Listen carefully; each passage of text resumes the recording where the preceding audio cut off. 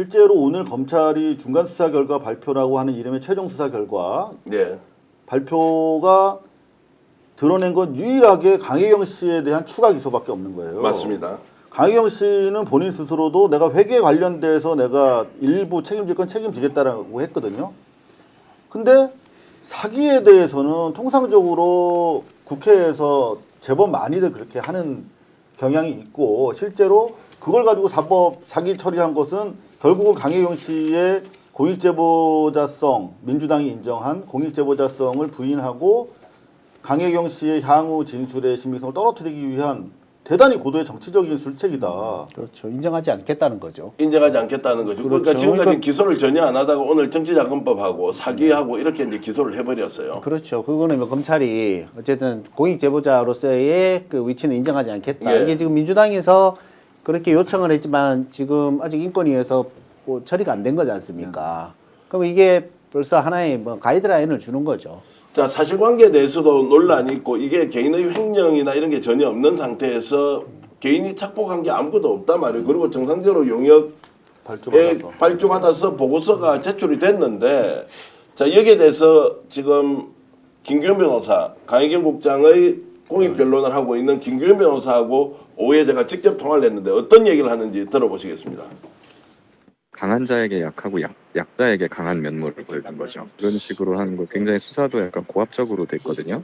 그런 부분이 있고 우리가 좀 처음에는 검사가 뭐 이거를 강혜경이나 김영선 의원이 현금 페이백을 받은 줄 알고 막 이제 수사를 개시한 것 같은데 수사 과정에서 결국 페이백을 안 받았다는 게 드러났거든요.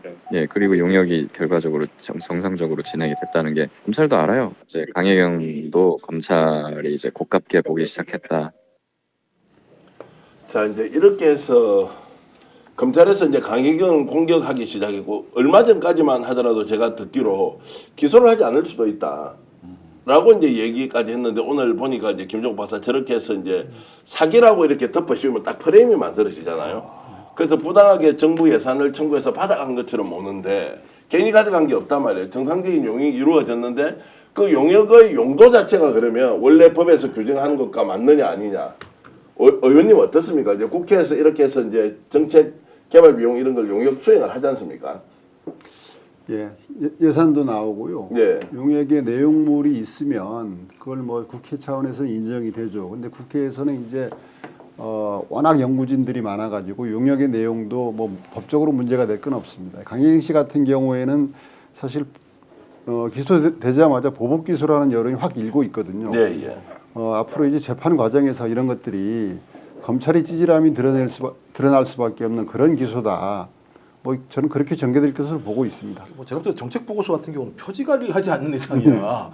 내용 그대로 있고 표지를 갈아가지고 하게 되면 그건 예를 들면 잘못한 거죠. 정책 보고서 자체가 돈을 받기 위한 하나의 사기 행위를 한 거지만 다 내용들이 있기 때문에 저는 괘씸죄라고 봐요. 그리고 강혜경이 입을 막겠다라고 하는 걸로 보이고 제가 볼 때 이 내용이 중요한 게 아니고 제가 볼 때는 왜 갑자기 이걸 서울지검으로 올리냐가 좀 핵심적인 내용이라고 봐요. 저는 지금 소위 김주현 심우정 라인이 이창수를 통해서 이 사건을 다시 정치적으로 세팅하는 과정이 있다고 보는 거죠. 그러니까 더 이상 삐져나오지 못하게 한다는 게 핵심인 거죠. 이 사건과 관련해서 어떤 형태로든지 검찰이 지금 적어도 거의 한 7, 8개월 묵혀둔 이후에 갑자기 수사 속도를 좀 냈다가 그 다음에 또 내란 이후에는 지금 계속 명태균 씨 얘기하는 거나 강영 씨 얘기하는 거나 전혀 수사 속도를 내지 않았다라고 하는 거잖아요. 이창수나 심우정이나 계속 국회에서 왜 거기서 하냐 서울중앙지검에서 해라 라고 처음부터 계속 요구했어요. 그때마다 창원에서 잘한다. 그렇죠. 그리고 창원 관계자들이 창원에 있다 예. 라는 취지로 거기에 고집했단 말이에요. 근데 이 시점에 올린 건 당연히 자기들이 정치적으로 가져오는 게 유리하기 때문이다라는 판단인데 그렇다면 왜 이 시점에 그 유분리가 기준이 변했는가 그러니까 라고 하는 건 특검밖에 없는 거죠. 새로 돌발 변수는. 이제 특검하고 이제 지금 딱 내란하고 연결이 된 거죠. 그러니까 예를 들면 명태균 자기 스스로가 야 내가 이거 얘기하면 왜 내란을 일으켰는지 더 명확하게 알 수 있어라고 얘기하는 거지 않습니까? 그러니까 저희 특검이란 부분과 명태균이 얘기하고 있는 이런 예를 들면 내란과의 연관성 이 두 부분을 갖다가 딱 쥐어주고 밖으로 안 나가게 할 수 있는 방법은 창원에 두는 게 아니라 갖고 오는 거죠. 가지고 와서 그냥 또 하나 거죠. 진짜 지적하고 싶은 건 인간적으로 검찰 진짜 나쁜 게 강혜경 씨를 여태까지 얼마나 수사에 이용하고 활용했습니까? 수십 번을 불러가지고 정상적인 생활이 불가능하도록 자기들이 수사에 도움을 받았다고. 예, 예. 그거 가지고 기소한 거예요. 실제로 보면. 그래놓고 그걸 보상은 못 해줄 망정 사기로 걸어.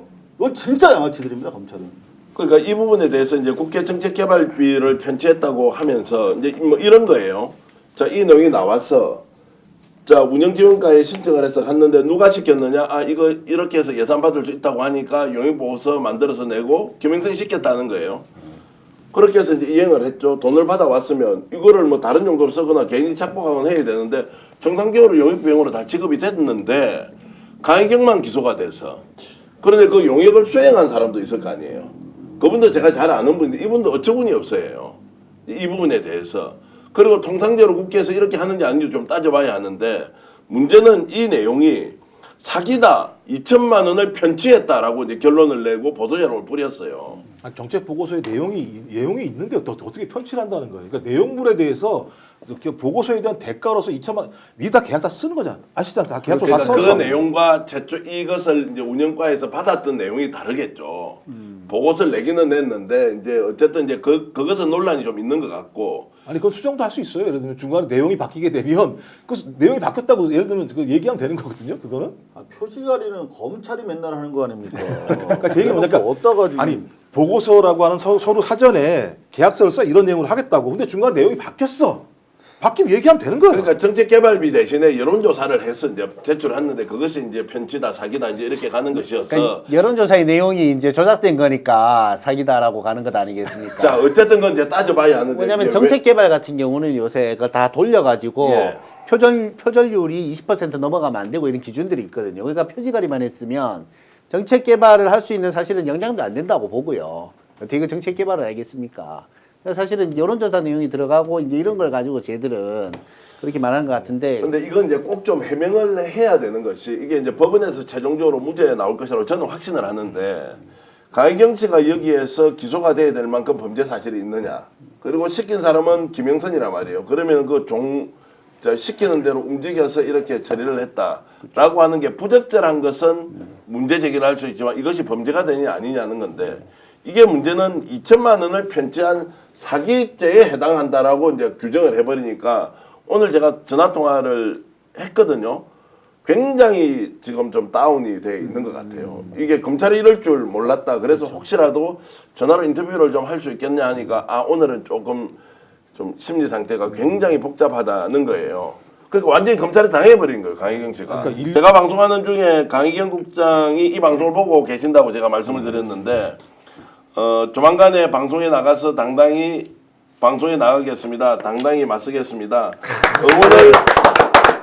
응원을 많이 해주셔서 감사하고 용기 잃지 않겠습니다. 시청자 여러분 진심으로 감사히 말씀드립니다라는 이제 카톡을 보내주셨는데 강희경 국장 힘내시고요. 오늘 조금 기가 죽었지만 그래도 정의와 진실을 향했던 최초의 마음, 초심을 잃지 않는다면 국민들이 바로 강희경 국장을 보호하고 책임질 것이라는 그 믿음은 절대 포기하지 마시라.